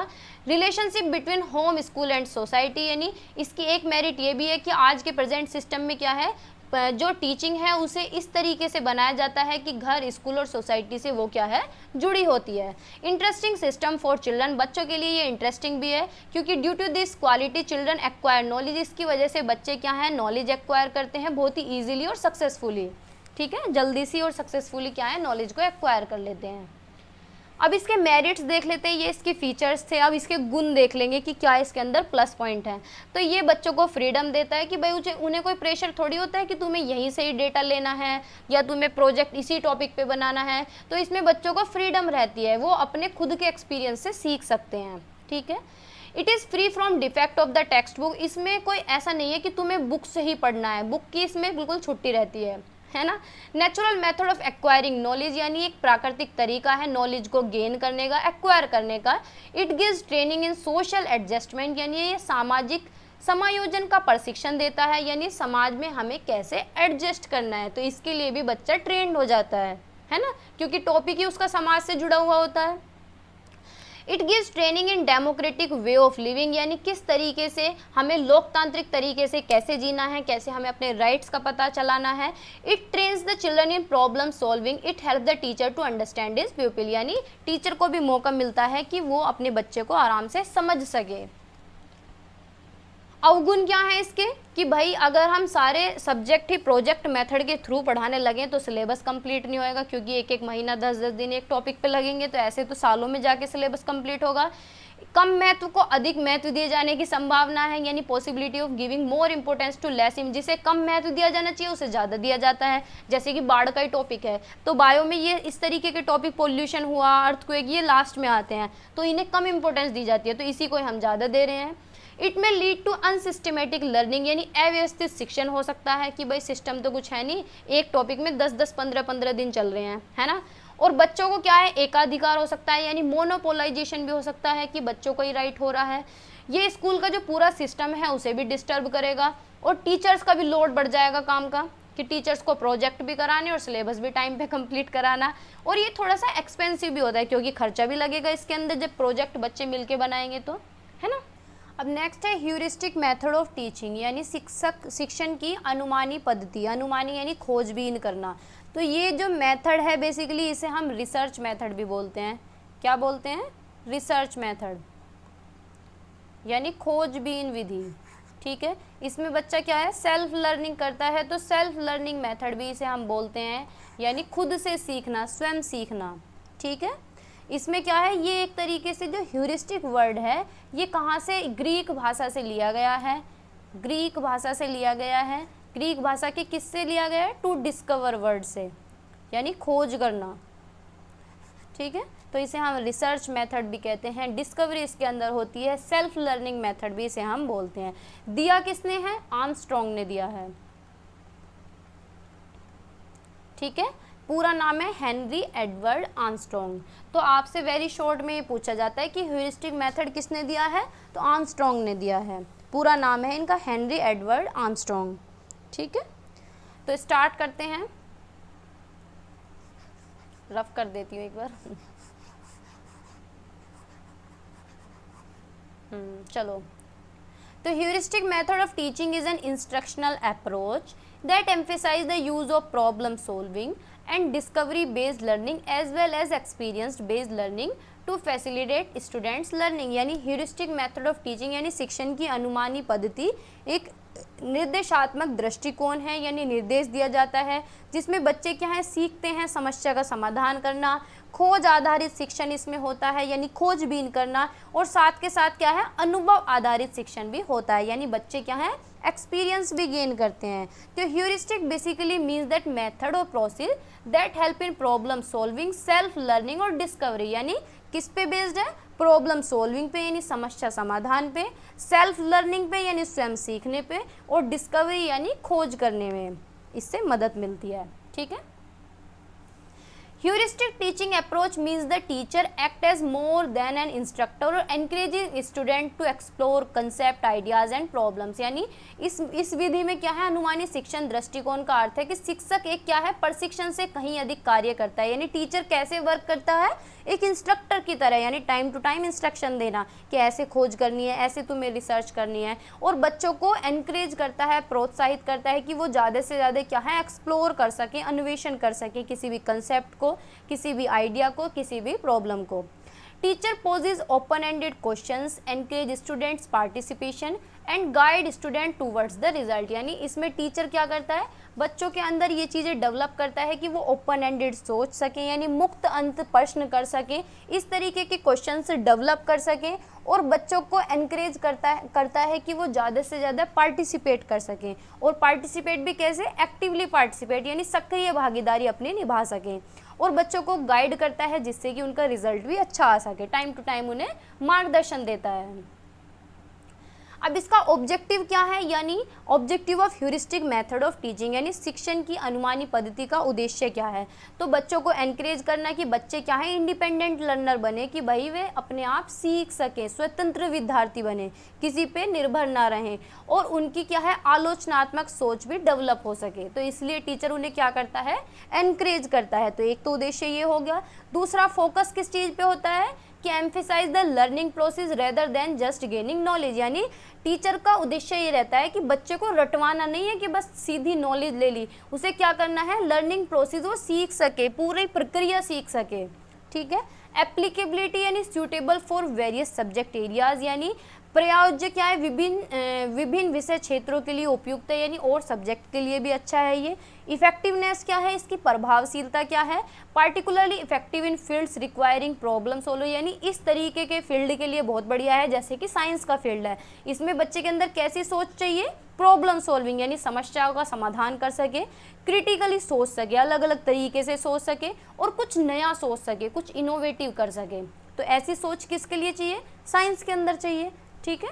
तो इस तरीके के फील्ड के लिए क्या है, इफेक्टिव है। Example of heuristic methods including inquiry based learning, यानी इंक्वायरी यानी खोजबीन करना, इंक्वायरी करना, प्रॉब्लम बेस्ड लर्निंग यानी समस्या का समाधान करना, प्रोजेक्ट बेस्ड लर्निंग यानी प्रोजेक्ट लर्निंग करना, प्रोजेक्ट बनाना सीखना, प्रोजेक्ट डेवलप करना। And these methods encourage student, यानी ये सारे तरीकों से क्या होता है, बच्चे एक्सप्लोर करना सीख जाते हैं, डिस्कवर कर लेते हैं, और रियल वर्ल्ड प्रॉब्लम के सॉल्यूशन से ढूंढ लेते हैं। तो ये चीज़ें डेवलप होती हैं ह्यूरिस्टिक मेथड से बच्चे के अंदर, ठीक है। तो ये जो ह्यूरिस्टिक मेथड है, ये कैसा मेथड है, स्टूडेंट सेंटर्ड है, यानी बच्चे इसमें एक्टिवली पार्टिसिपेट रहते हैं। भाई कोई भी खोजबीन करनी हो, कोई भी रिसर्च करनी हो, तो बच्चे क्या है, उसमें एक्टिव रहेंगे, और जिस मेथड में बच्चे एक्टिव हैं वो क्या है, स्टूडेंट सेंटर्ड मेथड होता है। अब इसके कुछ प्रिंसिपल्स हैं, 4 से 5 प्रिंसिपल मैंने इसके अंदर रखे हैं, 4 प्रिंसिपल हैं, तो पढ़ते हैं। फर्स्ट है प्रिंसिपल ऑफ एक्टिविटी, यानी गतिविधि का सिद्धांत। तो there are some principle of heuristic teaching and it is important for teachers to know them, यानी ये प्रिंसिपल टीचर को पता होने चाहिए प्रिंसिपल जब वो ह्यूरिस्टिक मेथड्स अप्लाई कर रहे हों। तो प्रिंसिपल ऑफ एक्टिविटी यानी गतिविधि का सिद्धांत। The principle of activity means that self-activity is the main component of this method. Student can learn by discovering on their own and this drives the self-learning experience as well as, यानी ये method किस पे based है कि बच्चे क्या हैं, खुद करके सीखें, खुद एक्टिविटीज़ करेंगे, खुद से चीज़ें डिस्कवर करें, खुद से खोजें चीज़ें और अपने क्या है खुद एक्सपीरियंस गेन करें, सेल्फ लर्निंग एक्सपीरियंस गेन करें। ठीक है, क्या है ये स्वयं सीखने के अनुभव को भी प्रेरित करता है कि बच्चे स्वयं खोजें, खुद से खोज करें और खुद से ही सीखें। नेक्स्ट है principle of laws of learning, यानी laws of learning says that problem should be as per the learner's age and capability, यानी जो भी प्रॉब्लम हो, जो भी हम बच्चों को खोज करने के लिए दे रहे हैं, सिखा रहे हैं, वो कैसा होना चाहिए क्लास में, यानी जो भी चल रहा है वो बच्चों की एज के अकॉर्डिंग यानी उम्र के अकॉर्डिंग होना चाहिए और उनकी क्षमता के अकॉर्डिंग होना चाहिए, है ना भाई। रिसर्च के लिए हम उन्हें ऐसा टॉपिक तो दे नहीं सकते जो थोड़ा हाई लेवल हो, जो बच्चों की एज के अकॉर्डिंग हो उसी टॉपिक को हम देंगे, उसी पे ही हम खोजबीन कराएंगे। तो ये किस पे होना चाहिए, based law of readiness. Law of readiness का मतलब क्या है कि बच्चा सीखने के लिए तत्पर होना चाहिए, सीखने के लिए तैयार होना चाहिए। जब तक बच्चा सीखने के लिए ही तैयार नहीं है तो हम सिखाएंगे किसे। तो ये किस पे आधारित है, लॉ ऑफ रेडीनेस पे। लॉ ऑफ रेडीनेस का मतलब होता है कि बच्चा सीखने के लिए तैयार होना चाहिए, यानी हमें बच्चे के अंदर इंटरेस्ट भी डेवलप करना है, उसे मोटिवेट भी करना है। With this principle students learn a lot of things as they discover. इस सिद्धांत से बच्चे बहुत सारी चीज़ें सीखते हैं, बहुत सारी चीज़ों की खोज करते हैं। And face the consequences on their own, they learn and law of cause and effect, यानी बहुत सारी खोज भी करते हैं और बहुत सारी चीज़ों का उन्हें सामना भी करना पड़ता है। तो हर चीज़ के कॉज एंड इफेक्ट होते हैं, यानी कारण और प्रभाव के नियम को भी सीखते हैं। नेक्स्ट है principle of logical thinking. The principle of logical thinking और the heuristic method combines both inductive and deductive logical reasoning approach, यानी इंडक्टिव और डिडक्टिव क्या होता है कि बहुत बार बच्चे किस तरीके से सीखते हैं कि उन्हें एग्जाम्पल दे के बताया जा रहा है किसी चीज़ को और फिर रूल पे जा रहे हैं, बहुत बार ऐसे सीखते हैं। डिडक्टिव का मतलब होता है कि उन्हें डायरेक्ट रूल बता दिया, जैसे बड़े बच्चे होते हैं, बड़ी क्लासेस के बच्चे हैं कि डायरेक्ट उन्हें रूल बता दिया और फिर अपने एग्जाम्पल वो खुद बना लेते हैं या फिर बाद में एग्जाम्पल बता दें, कोई दिक्कत नहीं है। ठीक है, तो इसमें बच्चे क्या है बहुत सारे फंडामेंटल्स को यूज़ करते हैं, बहुत सारे एग्जाम्पल्स को यूज़ करते हैं, एक्सपेरिमेंट करते हैं। ठीक है, तो बहुत बार एक्सपेरिमेंट बच्चे डायरेक्ट रूल से एग्जाम्पल की तरफ भी चले जाते हैं और बहुत बार बच्चों को एग्जाम्पल देना पड़ता है कि इस तरीके से तुम्हें एक्सपेरिमेंट करना है। नेक्स्ट जो प्रिंसिपल है प्रिंसिपल ऑफ पर्पजफुल एक्सपीरियंस, यानी उद्देश्यपूर्ण अनुभव का सिद्धांत। तो the principle of purposeful experience means purposeful self exploration, यानी खुद को एक्सप्लोर करना कि बच्चे क्या हैं खुद को एक्सप्लोर कर सकें, जहां बच्चों को एनकरेज किया जाता है, प्रोत्साहित किया जाता है कि to develop an understanding of the activities they engage in, यानी जिस भी एक्टिविटीज़ में वो शामिल हैं उसे वो समझ सकें, उसकी समझ विकसित कर सकें। भाई जो भी एक्टिविटी कर रहे हैं उसमें समझ विकसित कर सकें अपनी। With the help of such activities student can enhance their ability to reflect on their actions and gain a deeper understanding of the world around them. उन एक्टिविटीज़ के हेल्प से, उन एक्टिविटीज़ के माध्यम से बच्चे क्या कर सकें, अपनी योग्यता को बढ़ा सकें, अपने एक्शंस को रिफ्लेक्ट कर सकें, यानी अपने काम को दर्शा सकें और जो टॉपिक है या अपने चारों तरफ जो चीज़ें हैं उसकी गहरी समझ विकसित कर सकें। ठीक है, अब इसके कुछ गुण देख लेते हैं। तो ह्यूरिस्टिक मेथड के क्या गुण हैं कि बच्चा इसमें एक्टिव रहता है। भाई जब खोज करेगा तो बच्चा क्या करेगा, एक्टिवली पार्टिसिपेट करेगा सीखने में। इसमें बच्चा क्या है, सेल्फ स्टडी करता है, खुद से भी पढ़ पढ़ के, जैसे हम लैब में नहीं जाते हैं तो हम क्या करते हैं, रूल पढ़ पढ़ के काम करते हैं। हार्ड वर्किंग होता है, बच्चा मेहनत भी करेगा इसमें, और सेल्फ डिपेंड भी रहता है, यानी खुद पे डिपेंड रहता है बहुत बार। ये साइकोलॉजिकल मेथड है। साइकोलॉजिकल का क्या मतलब है कि बच्चे की इंटरेस्ट को ध्यान में रखा जाता है, बच्चे की नीड को ध्यान में रखा जाता है कि बच्चा चाहता क्या है, उस पर कोई प्रेशर नहीं होता, बच्चे को ध्यान में रख के ही काम किया जाता है, उसकी एज को, उसके लेवल को। It develops the power of observation, यानी जो अवलोकन की शक्ति है वो विकसित होता है क्योंकि बच्चे ऑब्जर्व करते हैं, चीज़ों को देखते हैं। साइंटिफिक एटीट्यूड बच्चों के अंदर डेवलप होता है, जब वो एक्सपेरिमेंट करेंगे, कुछ खोज करेंगे तो उनके अंदर क्या है, वैज्ञानिक दृष्टिकोण भी उत्पन्न होगा। और वो सारी चीज़ों को क्या करेंगे, लॉजिकली करेंगे, तर्क लगा के करेंगे। ठीक है, ये this method suit the learners and the subject, बच्चों पे भी सूट होता है ये मेथड और सब्जेक्ट पे भी। ठीक है, तो हम इसे क्या है, बायो में यूज़ कर सकते हैं, केमिस्ट्री में, फिजिक्स में, यानी साइंस में ओवरऑल हम यूज़ कर सकते हैं। तो अगर पूछे कि बायो में हम कौन सा मेथड यूज़ कर सकते हैं, तो ह्यूरिस्टिक मेथड यूज़ कर सकते हैं। ठीक है, लिख देंगे इसके बारे में। The knowledge gained is permanent, जो नॉलेज हम लेते हैं, आप जैसे कि बहुत सारे एक्सपेरिमेंट आपने ऐसे किए होंगे जिसकी नॉलेज अब तक आपको याद होगी, तो जो हम एक्सपेरिमेंट, जो हम खोज करते हुए नॉलेज गेन करते हैं, वो परमानेंट होती है। इसमें बच्चे खुद से सोचते हैं, उन्हें कोई इन्फॉर्मेशन रटवाई नहीं जाती है, ना ही दी जाती है, और ना ही बच्चों को होमवर्क का बर्डन होता है कि इतना सारा होमवर्क दे दिया, तो होमवर्क का कोई बोझ नहीं होता, गृह कार्य का कोई बोझ नहीं है। Individual attention of the teacher is possible, यानी टीचर क्या है, हर एक बच्चे पे ध्यान दे सकता है। इंडिविजुअल अटेंशन यानी व्यक्तिगत ध्यान दे सकता है, जैसे कि हर एक बच्चे पे दे सकता है। अगर बच्चा पीछे कॉर्नर में भी बैठा है तो उसमें भी जाके बता देगा कि तुम्हें ऐसे ऐसे करना है। तो टीचर और स्टूडेंट्स का जो रिलेशन है, जो नाता है, वो बहुत ही अच्छा हो जाता है, घनिष्ठ हो जाता है। ठीक है, अब इसके दोस्त देख लेते हैं। डीमेरिट्स क्या हैं कि difficult to teach the student of lower age, भाई छोटे बच्चों से हम डिस्कवर थोड़ी ना कराएंगे चीज़ें, ना तो वो खोज कर सकते, ना रिसर्च कर सकते, है ना, वो रिसर्च नहीं कर सकते, वो तो बस खेल खेल में सीखते हैं। तो लोअर एज के बच्चों के लिए मेथड नहीं है, हर सब्जेक्ट को पढ़ाने के लिए भी नहीं। अब हमें हिंदी पढ़ानी है तो हम उसमें रिसर्च थोड़ी ना करेंगे, इंग्लिश में रिसर्च थोड़ी ना करेंगे, तो ये बस साइंस के लिए थोड़ा ठीक है। स्लो मेथड है, टाइम बहुत लगेगा, अगर सारी चीज़ें हम खोज से करने लगें तो सिलेबस ही कंप्लीट नहीं होगा। एक्स्ट्रा ऑर्डिनरी लेबर, यानी ज़्यादा इसमें टीचर्स चाहिए और ज़्यादा तैयारी चाहिए टीचर को भी, और टीचर पहले से ही इतना ज़्यादा बर्डन उसके ऊपर होता है कि भाई टेस्ट लेने हैं, सिलेबस कंप्लीट कराना है, कॉपी चेक करनी है, तो पहले से ही इतना ओवर बर्डन होता है। कॉस्टली मेथड है क्योंकि टाइम भी लगता है और पैसा भी लगता है, बहुत सारे इक्विपमेंट भी लगते हैं, जब हम खोज करेंगे तो हमें उपकरण भी चाहिए। फॉर्मेशनल मेथड है रेदर देन इन्फॉर्मेशनल, इन्फॉर्मेशन इतनी ज़्यादा गेन नहीं होती लेकिन फॉर्मेट पता चल जाता है। It may not be possible to teach all topics, यानी सारे टॉपिक हम इससे नहीं पढ़ा सकते। ठीक है, अब नेक्स्ट टॉपिक है आईसीटी का। क्वेश्चन पूछा जाता है कि how can you make the best use of ICT in teaching learning process of biological science. अब चाहे बायो लिखा हो यहाँ पे, चाहे फिजिकल साइंस लिखा हो, आईसीटी का टॉपिक सेम है सभी में।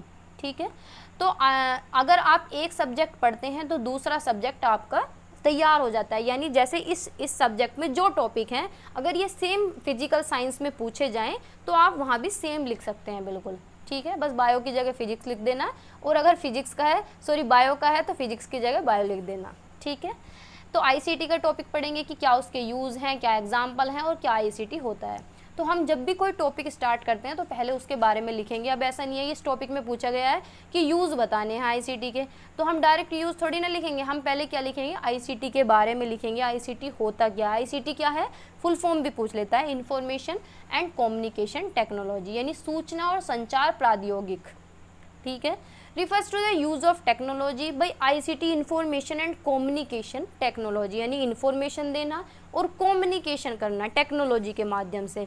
तो इसे क्या है, refers to the use of technology to process, store, retrieve and communicate information, यानी ये किसके लिए यूज़ होता है, प्रोसेस करने के लिए, कोई भी प्रक्रिया हमें करनी हो, चीज़ें स्टोर करनी हो, कोई भी इन्फॉर्मेशन आपको स्टोर करनी हो तो आप किस में करेंगे, कोई ना कोई टेक्नोलॉजी आपके पास होगी, जैसे कि लैपटॉप हो सकता है, कंप्यूटर हो सकता है। इन्फॉर्मेशन को रिट्रीव करना है, यानी सूचना को संसाधित करना है, संग्रहित करना है, पुनः प्राप्त करना और संचार करने के लिए प्रौद्योगिक के उपयोग को संदर्भित करते हैं, यानी टेक्नोलॉजी यहाँ यूज़ होती है। It encompasses a wide range of tools and resources including computer, इसके अंदर बहुत सारे टूल्स और रिसोर्सेज आ जाते हैं।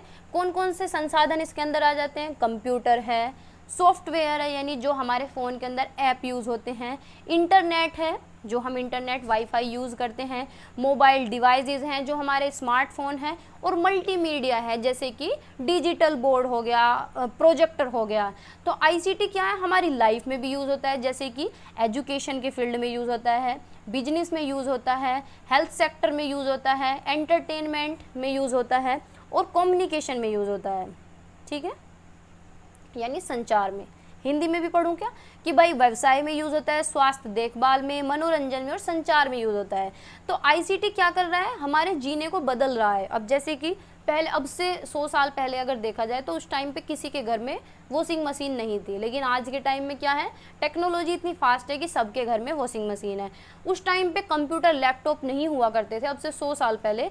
तो अब क्या है, हर किसी के घर में, हर तीसरे घर में क्या है, सभी के घर लैपटॉप मिलेंगे, लैपटॉप नहीं तो कंप्यूटर मिलेंगे, और कंप्यूटर लैपटॉप नहीं है तो मोबाइल फ़ोन मिलेगा। तो हमारी लाइफ को क्या बना रहा है, इजी बना रहा है। हम काम करते हैं, कम्युनिकेट करते हैं, and enabling us to access information and connect with others. Information हमें कहीं से कहीं भी पहुँचानी है। अब जैसे कि आप फॉरेन कंट्री में किसी से बात कर रहे हैं, वहाँ आपको मैसेज देना हो तो आप क्या है, मेल के थ्रू मैसेज दे सकते हैं, इंस्टाग्राम के थ्रू दे सकते हैं, फेसबुक के थ्रू दे सकते हैं।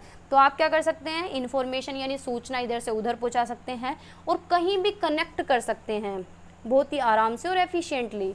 तो the use of ICT has become increasingly important in today's digital world, यानी आज का जो युग है उसमें आईसीटी बहुत ही ज़्यादा बढ़ रहा है और बहुत ही ज़्यादा उपयोगी भी है और बहुत ही इम्पोर्टेंट रोल प्ले करता है।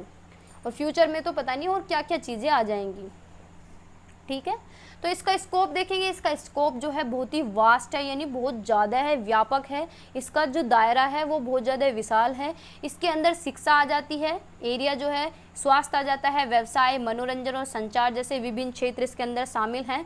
शिक्षा में आईसीटी में सूचना तक पहुंच प्रदान करके छात्रों की व्यवस्था को बढ़ाकर और सहयोग को बढ़ावा देकर शिक्षण और सीखने में बदलाव की क्षमता है। यानी आईसीटी के माध्यम से हम क्या कर सकते हैं, टीचिंग को ट्रांसफॉर्म कर सकते हैं। जैसे कि पहले के टाइम पे आए टीचर चौक से पढ़ाना शुरू कर दिया, लेकिन आज के टाइम में क्या है, आज के टाइम में टेक्नोलॉजी आ गई है, टीचर अलग अलग मेथड्स यूज़ करते हैं और बच्चे उसमें ज़्यादा से ज़्यादा शामिल भी होते हैं। ICT can used in variety of ways such as, यानी आईसीटी का विभिन्न तरीकों से उपयोग किया जा सकता है। जैसे कि मल्टीमीडिया में हम यूज़ कर सकते हैं, मल्टीमीडिया में वीडियोस हम देख रहे हैं तो ये भी आईसीटी है, एनिमेशन कर रहे हैं, साइमुलेशन कर रहे हैं, कोई भी कॉम्प्लेक्स कंसेप्ट है उसे हम इजी बना रहे हैं, इंटरेक्टिव बना रहे हैं, तो वो क्या है, मल्टीमीडिया है। वर्चुअल लेबोरेटरीज यानी आभासी प्रयोगशालाएं, तो virtual laboratories can be use to simulate experiment, जहाँ हम एक्सपेरिमेंट कर सकते हैं। और provide students with hands on experience, यानी बच्चे जहाँ खुद करके सीखते हैं बिना किसी फिजिकल इक्विपमेंट के। ऑनलाइन रिसोर्सेज तो इतनी सारी हो गई हैं। अब आपको बुक पढ़नी हो, कोई भी पीडीएफ पढ़नी हो तो आप गूगल से पढ़ सकते हैं, यानी ई बुक के द्वारा पढ़ सकते हैं। ई पुस्तकें, पत्रिकाएं और डेटाबेस जैसे ऑनलाइन संसाधन छात्रों को जानकारी एवं धन तक पहुंच प्रदान कर सकते हैं और उन्हें शोध करने की सक्षम बना सकते हैं। और आप क्या है, रिसर्च भी कर सकते हैं ऑनलाइन। अब जैसे कि आपको दूसरी कंट्री में कहीं भी पढ़ना है तो आप ऑनलाइन कोर्स लेके भी पढ़ सकते हैं। कोलाबोरेटिव लर्निंग यानी सहयोगात्मक अधिगम भी इसका एक पार्ट है। तो आईसीटी क्या कर रहा है, जो कोलाबोरेटिव है बच्चे और टीचर्स के बीच में, उसे सुगम बना रहा है, जिससे कि दोनों मिलके काम कर सके। जैसे कि कोई प्रोजेक्ट हो तो उस पर टीचर और बच्चे मिलके काम करते हैं, रिसोर्सेज शेयर करते हैं और कम्युनिकेट करते हैं।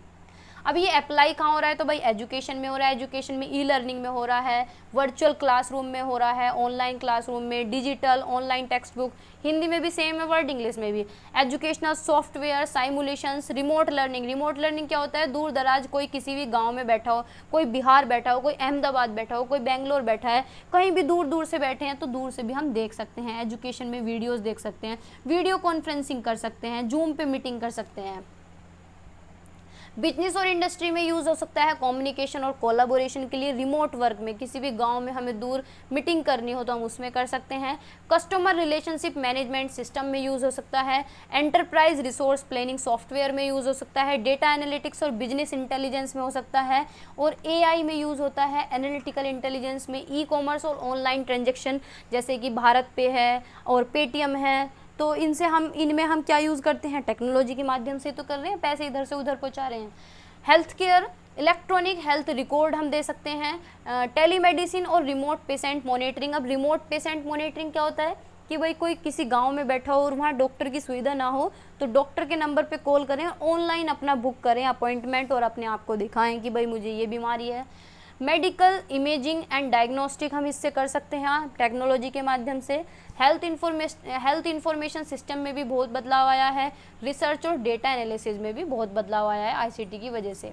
इसी तरीके से गवर्नमेंट में है ई गवर्नेंस और digital citizenship, online tax filling, हमें बिल भरना हो, लाइट का बिल भरना हो तो हम कैसे भर सकते हैं, ऑनलाइन भर सकते हैं, तो ये भी टेक्नोलॉजी। अपने पास से भी आप बहुत सारी चीज़ें लिख सकते हैं। वोट हम करने जाते हैं तो हम इलेक्ट्रॉनिक वोटिंग कर रहे हैं आजकल, ठीक है।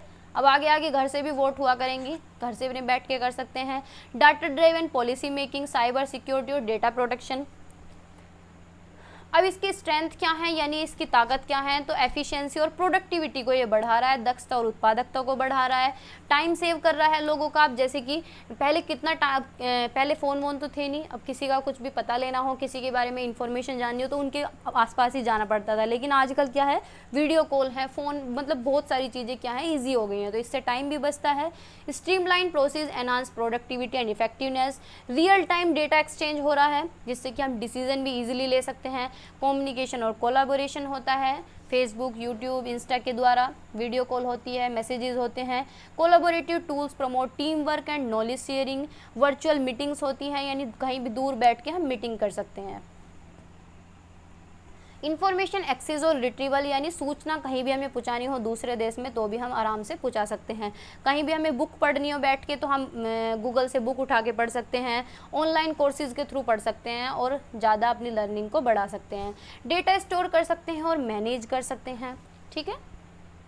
ऑटोमेशन एंड प्रोसेस इन्वॉल्वमेंट, यानी स्वचालन और प्रक्रिया में सुधार ला सकते हैं। तो इनमें से कुछ पॉइंट आप लिख सकते हैं, सारे लिखने की ज़रूरत नहीं है, कुछ लिख देंगे। इनोवेशन और क्रिएटिविटी भी आईसीटी की वजह से आ रहा है कि बहुत सारे ऐप आ गए हैं नए नए, हमें इंग्लिश सीखनी है तो उसके ऐप हैं। बहुत सारी मल्टीमीडिया एप्लीकेशन आ गई हैं जहाँ पे हम क्रिएटिवली एक्सप्रेस कर सकते हैं और कंटेंट क्रिएट कर सकते हैं। जैसे कि किसी को डांस आता है तो आप क्या कर सकते हैं, कहीं भी यूट्यूब पे या इंस्टाग्राम पे डांस की वीडियो बना रहे हैं तो कंटेंट क्रिएट कर सकते हैं। किसी को सिंगिंग आती है, ऑनलाइन प्लेटफॉर्म क्या है, मौका दे रहा है जिससे कि सब क्या है शोकेसिंग कर सकें और कुछ भी क्रिएट कर सकें, शेयर कर सकें। जैसे कि खाने की वीडियो आजकल कितनी चलती हैं, है ना, तो कविताज किचन है, बहुत सारे बड़े बड़े चैनल हैं, तो ये क्या कर रहे हैं, कंटेंट क्रिएटर हैं कि कुछ क्रिएटिविटी शेयर कर रहे हैं। ग्लोबल कनेक्टिविटी, हम वर्ल्ड वाइड भी लोगों से जुड़ सकते हैं। अब यूज़ क्या है इसके, सेम टू सेम यूज़ है कि भाई कम्युनिकेशन में काम आता है जो अभी पीछे देखा है, एजुकेशन और ई लर्निंग में काम आता है, शिक्षा में और ई लर्निंग में, व्यापार और वाणिज्य में काम आता है, हेल्थ केयर में काम आता है कि हम घर बैठे कंसल्ट कर सकते हैं, डॉक्टर को दिखा सकते हैं और बहुत सारी मशीन है वो भी टेक्नोलॉजी से चलती हैं। और एंटरटेनमेंट और मीडिया में, यानी हम मूवीज़ वगैरह देख सकते हैं, टीवी शोज़ देख सकते हैं, रिसर्च कर सकते हैं, अनुसंधान और विकास में भी टेक्नोलॉजी काम आ रही है। एनवायरनमेंट मॉनिटरिंग और सस्टेनेबिलिटी, यानी पर्यावरण की निगरानी और स्थिरता के लिए भी क्या है, technology. So this is all for today. Hopefully class आपको अच्छी लगी होगी। अगर क्लास अच्छी लगी है तो लाइक शेयर कर सकते हैं जहां भी आप बीएड ग्रुप में जुड़े हुए हैं। क्लास काफ़ी बड़ी हो गई है तो अगर आपने लास्ट तक देखी है तो कमेंट करके ज़रूर बताना कि कौन कौन लास्ट तक देख के गया है।